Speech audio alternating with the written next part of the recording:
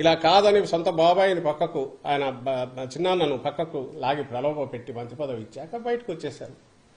వచ్చి పార్టీ పెట్టాక ఇంకా హెరాస్మెంట్ ఎక్కడికి పోయింది? 16 నెలలు అక్రమ కేసుల్లో పెట్టారు. ఆ కేసులు నడుస్తూనే ఉన్నాయి. అవి అక్రమ కేసులు అనే విషయం ఆ పార్టీ నాయకులే పదే పదే వాళ్ళే చెప్పారు. ఇంక్లూడింగ్ ఇప్పుడు రాజకీయ దీంట్లోకి వచ్చిన తెర మీదకి వచ్చిన అప్పట్లో ఇన్వెస్టిగేట్ చేసిన లక్ష్మీనారాయణ గారు కూడా ఆ కేసు దాని స్వరూపం ఎంతంటే ఇదిగో ఇంతే, ఇంతకు మించి లేదని ఆయన కూడా చెప్పారు అప్పట్లో ఇన్వెస్టిగేటివ్ ఆఫీసర్. అది కూడా ఒక ఆరోపణ, దానికి సంబంధించి మాత్రమే జరిగింది. ఇవన్నీ అక్రమ కేసులు. ఇందులో కేసే లేదు. రామోజీరావు షేర్లు ఒక షేర్ 5,30,000కు పోయినప్పుడు ఇది 360కు పోవడంలో ఏది సాక్షి షేరు ఏ రకమైన స్కామ్ ఉంది? ఇచ్చేవాడు కొనేవాడి మధ్య అగ్రిమెంట్తో జరిగిన ఒక ఒప్పందంతో షేర్ ట్రాన్స్ఫర్ అయ్యి ఫిజికల్గా అసెట్స్ ఉండి రోజు లక్షలాది కాపీలు పత్రిక వస్తుంటే అది ఏ రకంగా అక్రమం అవుతుంది? ఇది మ్యూచువల్ అగ్రిమెంట్తో జరిగిన డీల్ అయినప్పుడు ఇందులో కేసు ఏముందని అన్ని రకాలుగా చేసిన ఇప్పటికీ నడుస్తుంది. ఆ కేసు ద్వారా కేసు ఉంది. ఎందుకు ఇంతగా ప్రొలాంగ్ చేసి చెప్తున్నానంటే అంతు చూడాలి జగన్మోహన్ రెడ్డి గారిది అని చెప్పి ఆ రోజు కాంగ్రెస్ పార్టీ చేసిన ప్రయత్నాలన్నీ నేలకు కొట్టిన బంతి ఎట్లయితే పైకి గుర్తుంది. జగన్మోహన్ రెడ్డి గారు అంత ఎదిగారే పైకి ఎదిగారంటే అందులో లక్షలాది కార్యకర్తలు, వైఎస్ఆర్ గారి అభిమానులు, అలాగే నాయకులు స్వచ్ఛందంగా ఆయనతో అడుగుల్లో అడుగు వేసి నడవడం, అందులో షర్మిలమ్మ గారి పాత్ర ఉంది, విజయమ్మ గారి పాత్ర ఉంది. ఏదో ఒక లెవెల్లో అందరిది ఉంటుంది. ఉండబట్టే ఈరోజు ఇది నడుస్తుంది, ఇప్పటికీ నడుస్తుంది. అది వేరు. రాజకీయ పార్టీగా అవతారం ఎత్తాక ఒకటి ఏదైనా వ్యవస్థ తయారయ్యాక ఆ పార్టీ అధికారంలోకి రావాలనే ప్రయత్నం చేశాక అధికారంలోకి వచ్చి నిలబడాలన్నాక ఆర్గనైజేషన్ పరంగానో ఇంకోటో న్యాయాలు చేయడము లేదా దగ్గరికి తీసుకోవడం అనేది అవి డిఫరెంట్ రకరకాల పారామీటర్స్ మీద నడుస్తుంటాయి. అది ఏ పార్టీ అయినా. అందులో అత్యంత పారదర్శకంగా న్యాయం చేసే ప్రయత్నం చేసిన పార్టీ ఏదైనా ఉంటే అది వైఎస్ఆర్ కాంగ్రెస్ పార్టీ. అందుకే ఈరోజు ఈ కార్యకర్తలు ఆయనతో అచంచల విశ్వాసంతో ఆయనతో అడుగులు వేస్తున్నారు, నాయకులు కానీ అందరూ. పార్టీ ఇంత బ్రహ్మాండంగా ఉంది. ఇది ఒక పార్ట్. రెండవది ఆమె చెప్పినది ఇంత జరిగినా నాకు అన్యాయం జరిగినా కనీసం రాజశేఖర రెడ్డి గారి ఆశయాలు అమల్లోకి వచ్చినాయా, ప్రజలకు మేలు జరిగిందంటే ఒక్కటంటే ఒక్కటి కూడా లేదంటున్నారు. ఇంకా అది విన్నాక ఏమనాలో అర్థం కావట్లేదు. ఎంత అంటే భయంకరమైన తెలియక కూడా ఉండొచ్చు. ఎందుకంటే స్క్రిప్ట్ ఎక్కడి నుంచో తయారై వచ్చినప్పుడు, చంద్రబాబు దగ్గర నుంచి తయారై వచ్చినప్పుడు, లేదా ఏబిఎన్ రాధాకృష్ణ దగ్గర నుంచి తయారై వచ్చినప్పుడు అక్కడ ఏముంటే ఆమె దాన్ని బట్టి ముక్కును బట్టి చెప్తున్నప్పుడు అందులో ఆమెకు తెలియకుండా పోయిండొచ్చు, తెలియదు. ఆమె ఎంతవరకు పోతున్నారంటే ఆ రోజు రాజశేఖర రెడ్డి గారు ఫీజు రీయింబర్స్మెంట్ పెట్టారు, ఈ రోజు అసలు లేదు అంటారు. ఆ రోజు ఆరోగ్యశ్రీ ఇది పెట్టారు, ఈ రోజు లేదు. ఆ రోజు రైతుకు ఇది వచ్చింది, ఈ రోజు లేదు. అసలు ఎక్కడ రైతులకు సంబంధించి ఈ రోజు ఇచ్చినంత భరోసా, అది నేమ్ సబ్సిడీలు కానీ ఇంకో ఇన్పుట్ సబ్సిడీ కానీ క్రాప్ ఇన్సూరెన్స్ కానీ, క్రాప్ ఇన్సూరెన్స్ లేదంటారు. తీసుకున్న రైతులందరూ ఏమనుకుంటారు ఇప్పుడు? అంటే ఇంత అబద్ధం పచ్చిగా తెలియక ఆడిండొచ్చు, తెలిసి ఆడారని కూడా తెలియదు. ఎందుకంటే స్క్రిప్ట్ ఇస్తే చదివా కాబట్టి. బహుశా చంద్రబాబు నాయుడు కూడా అనాలకు సాహసం చేయడం, ఎందుకంటే తను ఇక్కడ ఉన్నాడు కాబట్టి ఇంకేదో దాంట్లో అవకతవకలనొచ్చు, లేదంటే నా చంద్రన్న కానుక లాంటి పథకాలు ఈ రోజు లేవనొచ్చు, అట్లాంటివి జరగలదు. కానీ ఇంత అడ్డగోలు అబద్ధం అయితే ఆడాడు. ఆమె అంటుంది, ఆమె తిట్లు తింటుంది లేదనుకొని స్క్రిప్ట్లో రాయించాడేమో తెలియదు చంద్రబాబు నాయుడు గారు. కానీ అది అందరికీ తెలుసు, మీకు మీడియాకు తెలుసు, అందరికీ తెలుసు. ఈరోజు వాటికి మరింత పదును ఎలా పెరిగింది. ఆరోగ్యశ్రీ ఆ రోజు ఉన్న దాని దగ్గర ఈరోజు 3,000 ప్రొసీజర్స్ ఎట్లా పెంచారు, 25 లక్షల వరకు లిమిట్ ఎట్లా పెంచారు, ఎలిజిబిలిటీ 5 lakh per annum ఎట్లా చేశారు, 80%, 85-90% దాకా ప్రజలు ఎట్లా కవర్ అవుతున్నారు, కుటుంబాలు కవర్ అవుతున్నాయి. ఇవన్నీ ఇవి నిజం కాదా?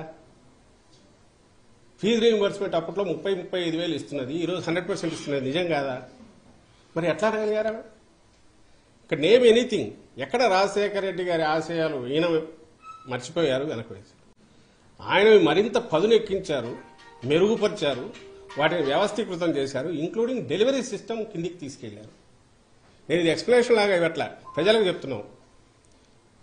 ఆమె అనే మాటల్లో ఆమె మిగిలిన వాళ్ళు ఎలాగో అంటున్నారు. ఈరోజు ఈ కేవలం జగన్మోహన్ రెడ్డి గారి చెల్లెలనే ఏకైక అర్హత, రాజశేఖర రెడ్డి గారి బిడ్డ జగన్మోహన్ రెడ్డి గారి చెల్లెలనే ఏకైక అర్హతతో సోనియా గాంధీ వాళ్ళు తెచ్చి ఈ పోస్ట్ ఇస్తే అక్కడి నుంచి ఇక్కడికి వచ్చి ఇమ్మీడియట్ మొదలు పెట్టి రోజు రోజుకు అటాక్ పెంచుతున్న దాంట్లో ఇంత అబద్దాలు కనపడుతున్నాయి. ఇవి ప్రజలు గమనించాలి. ప్రజలకు చెప్తున్నాం. ఇంకో విషయం కూడా చెప్పదలుచుకున్నాం. షర్మిలమ్మ గారికి సంబంధించినంత వరకు 2.5 ఏళ్లు పార్టీ అక్కడ, నాకు తెలిసి 2.5 ఏళ్లు తెలంగాణలో పెట్టేట్టున్నారు వైఎస్ఆర్ తెలంగాణ పార్టీ. సరే, ఆ స్టేట్కి వెళ్ళారు, పార్టీ పెట్టారు.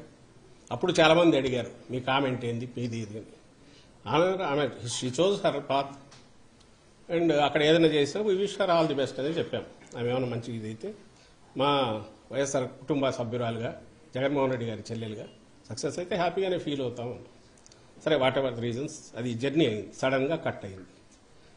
ఈరోజు ఏ మీడియా అయితే ఆమెను ఎత్తుకొని భుజాన్ని ఎత్తుకొని మోస్తుందో, నేను ఈనాడు కానీ, ఈటీవీ కానీ, ఏబిఎన్ కానీ, ఇంకో TV5 కానీ, ఆంధ్రజ్యోతి, ఈనాడు పత్రికలు, ఇవన్నీ కూడా వాళ్ళు ఏ రోజు ఈమెను భుజానికి ఎత్తుకుంటున్నారు, ఏ రోజైతే జగన్మోహన్ రెడ్డి గారి మీద అస్త్రాలు ఎక్కువ పడితే ఆ రోజు మాత్రమే దాన్ని తీసుకుంటున్నారు.